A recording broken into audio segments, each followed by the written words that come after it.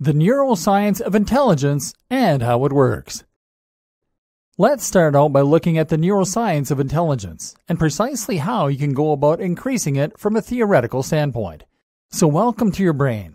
Here, you have a massive interconnected web of neurons, which we collectively refer to as your connectome. Think of this like the world's largest mind map, except that it is made from billions of connections.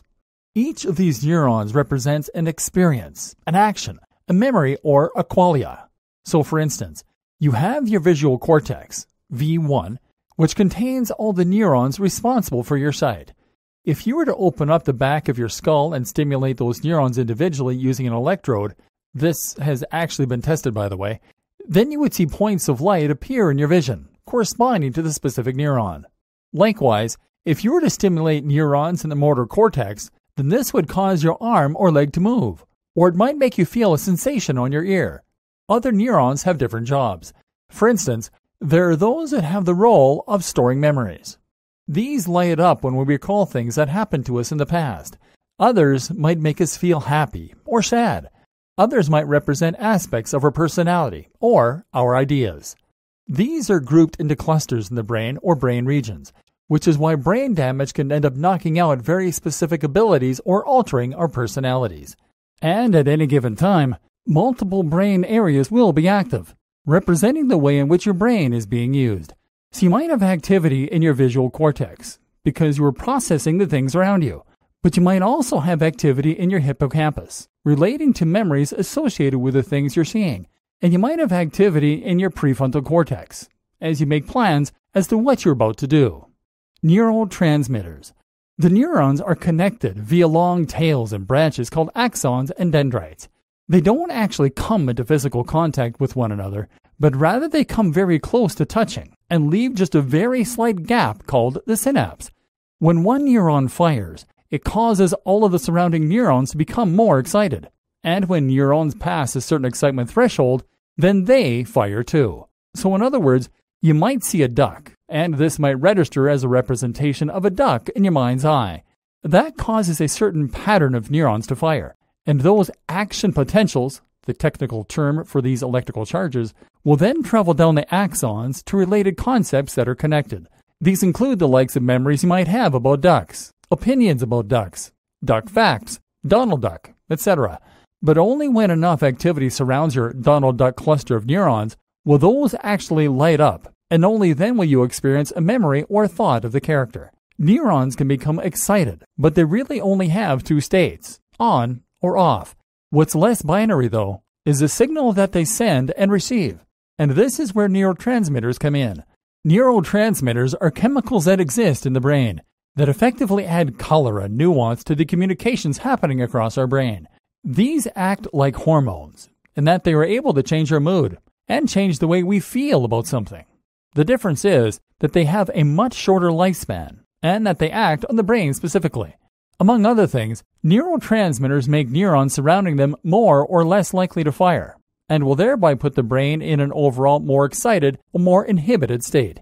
At the same time, though, they can also increase the likelihood of new connections forming, and they can increase the apparent importance of certain activity, thereby directing your attention. An example is dopamine. Dopamine is an excitatory neurotransmitter, which means that it makes us more aroused and more awake, and it increases the chances of neurons firing. When dopamine is released in a part of the brain, which causes us to become more focused on whatever is happening right there, because it tells us that thing is important and worthy of our attention. At the same time, dopamine increases our likelihood of remembering that event, because it makes connections in the brain more likely to form. Finally, dopamine makes us more likely to remember things that happened, and more likely to stay motivated. Dopamine is often described as a reward neurotransmitter, but it would be more accurate to say that it is released in anticipation of reward. Other neurotransmitters include the likes of serotonin, the feel-good hormone, of cortisol, the stress hormone, and of oxytocin, the love hormone. All these change the way we subjectively experience the world, and their impact on the nature of the physical change that occurs within the brain. Brain plasticity. An area that has been extensively studied by psychologists and neuroscientists in recent years is a subject called brain plasticity, or neuroplasticity. This refers to the brain's innate ability to change shape in response to stimulation and activity. So previously, we believed that the brain was a set shape once we reached adulthood, and that it wouldn't change any further. What we now know, however, is that the brain continues to grow and adapt as we get older, and that it is constantly forming new connections and even birthing new neurons. In studies, it has been shown that repeatedly engaging in a specific activity will cause the corresponding brain area to change shape. For instance, if you learn to play the cello, then the areas in your motor cortex that are responsible for the sensation and dexterity in your fingertips will get larger and more complex. Likewise, if you play computer games repeatedly, then the brain areas that have responsibility for your ability to make out small details on the horizon will improve. Taxi drivers have physically heavier brains than any other professionals because they change shape in order to accommodate all the new routes and destinations that they commit to memory. There is a simple rhyme you can remember to understand the way that plasticity works, and that is, neurons that fire together, wire together. In other words, if you continuously repeat the same action over and over again, then eventually the corresponding neurons will wire, so that you have committed that sequence of movements to memory. If you eat a lemon every time you see a certain picture, then you will eventually associate the picture and the lemon so that seeing the picture causes you to get a bitter taste in your mouth. The corresponding neurons fire at the same time so often that they now have a connection, and now activity in one neuron will increase the chances of the other firing. What's more is that repeating this connection will reinforce it over time. This occurs via a process called myelination, which basically means that the axons are being insulated to protect them against damage and to help the signal to travel more quickly and more efficiently from one neuron to the next. This is how we learn new subjects, and it's why someone who has serious memory loss can sometimes still perform tasks like playing complex piano concertos. They simply repeated the movements so many times that they became highly myelinated and protected.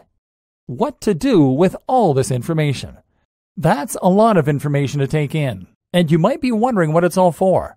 Well, rest assured that this information is important, and we have tackled it for a reason. That's because knowing the way your brain works is what is going to allow you to increase your IQ through training, diet, and more. Hopefully, you've already seen some opportunities for us to maybe tweak and enhance your brain performance. For instance, increasing dopamine can boost our memory and our focus. Likewise, you might have guessed that increasing the rate of brain plasticity might also be a very positive thing. And those are exactly the topics we'll be tackling in the coming sections of this training. So keep reading and get ready to enhance your brain power.